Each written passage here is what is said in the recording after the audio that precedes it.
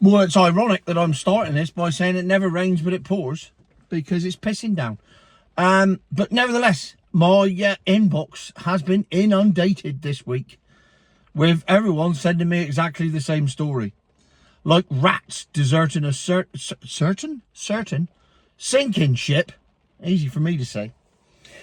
It would appear that another car manufacturer, as this week, said, we're pulling back from the old milk float thing, mate. Yeah, it's not quite going down like we thought it would. And it turns out that forcing people to buy something they don't want isn't necessarily the best marketing plan. Who knew? Apart from, us. So, the latest one to join the list. Volvo. And I know that milk floaters will go, oh, I think you'll find. No, I think you'll find that it doesn't matter what the figures say. Across Europe, EVs are tanking. They are not popular across the whole of Europe. And if you go outside of China, they're pretty much not popular anywhere compared to other cars.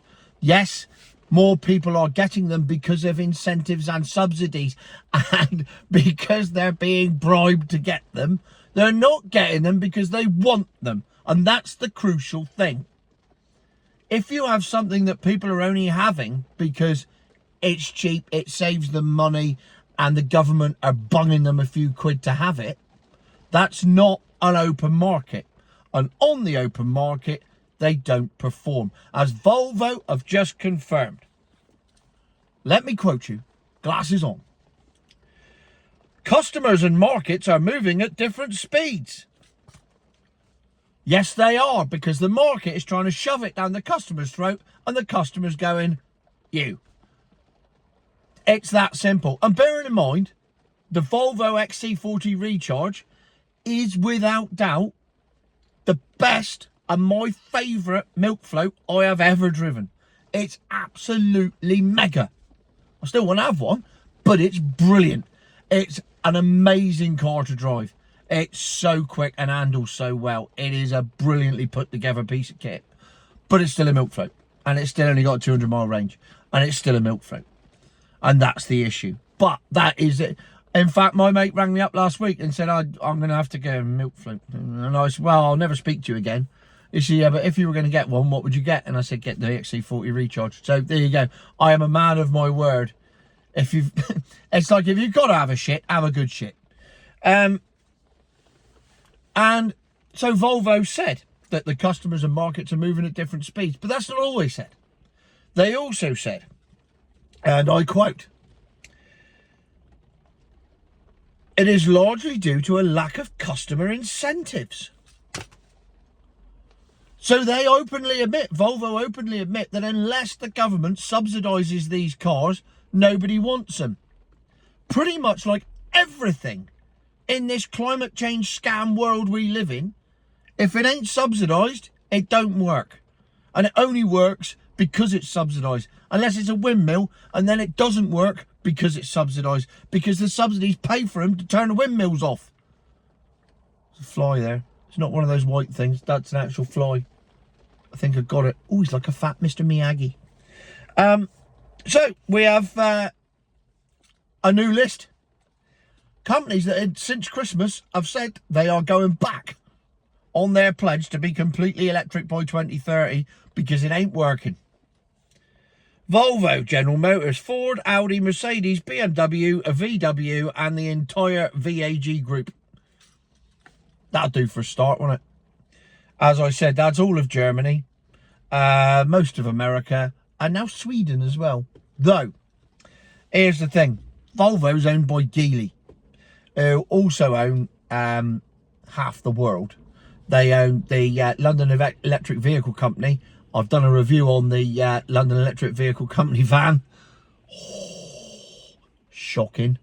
They make all the taxis. So it's a taxi that's been turned into a van.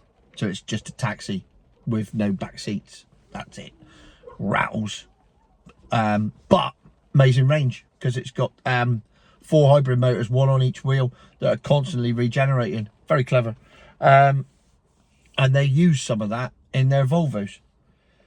But here's the interesting thing.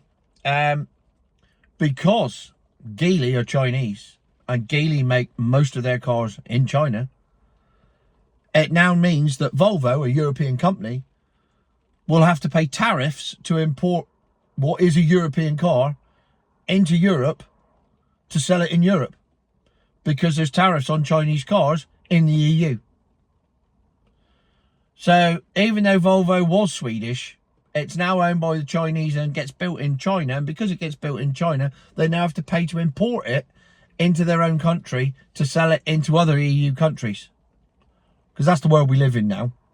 So Volvo can't even make a profit anymore because it's building it cheap and then having tariffs put on it. So it ends up the same price. So it's just not worth doing. So they're going back to building their own cars in their own country that they don't have to pay tariffs on. Makes perfect sense, doesn't it? So the EU, in a way, have shot themselves in the foot by saying, we're going to tariff all the Chinese cars because now they're just going to make more petrols and hybrids in their country and therefore avoid the tariffs.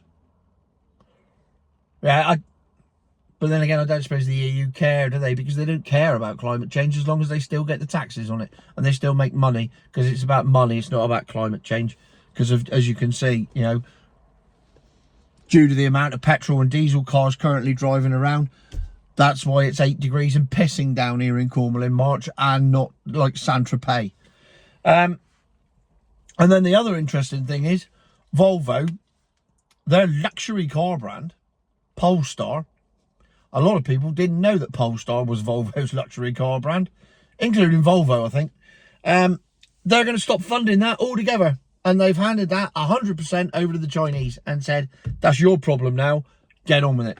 So Polestar is now subject to all the tariffs and everything else. And Polestar will start to get more expensive as a result of that. So that's another EV brand about to bite the dust, because it was already a minority brand.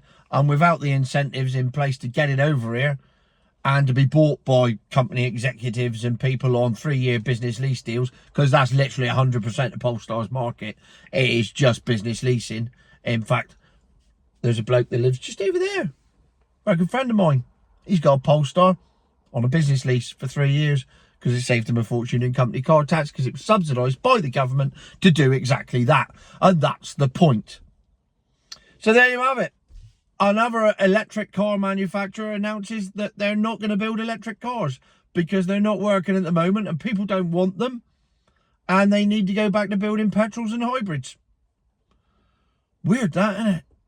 It's almost like the customer is ruling the land and not... I mean, it's almost like I've been saying this for 2 years and it was right. Weird. Very strange.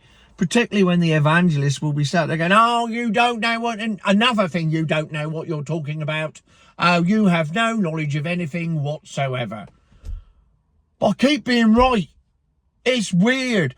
I'm this thick, fat bloke who just sits in a car and rants about stuff and keeps getting it right.